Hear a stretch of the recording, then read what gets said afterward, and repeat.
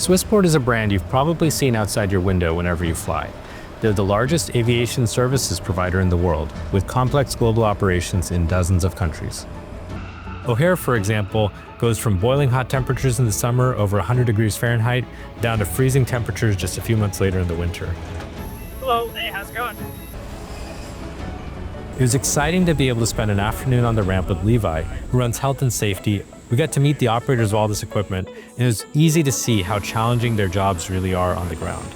So Chicago is very unique in that there are 13 different ground handlers, all competing for the same bag room, all with the same time constraints. Our safety commitment is that you will always do the safe thing over the on-time thing. These teams have to work 24/7 to turn aircraft in this really challenging environment. They have to be on it from a safety and an efficiency perspective, and this is an environment where safety is not optional. It was great to see how dash cameras, asset tags, and workflows are helping them in this day-to-day work. That instant feedback in the cab, telling the driver, put your seatbelt on, put your cell phone down, it's coaching immediately through AI. An employee went out to go set up the gate, couldn't find a ladder, the appropriate size ladder.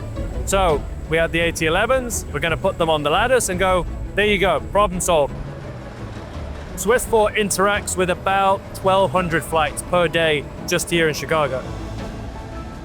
It was awesome to spend time with this team and see how tech can make these jobs better and safer, save their workers time, and also help with their own customers. We got a lot of great ideas for what we can do next.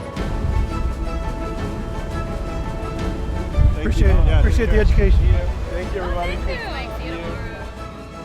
Thanks for watching, and see you next time.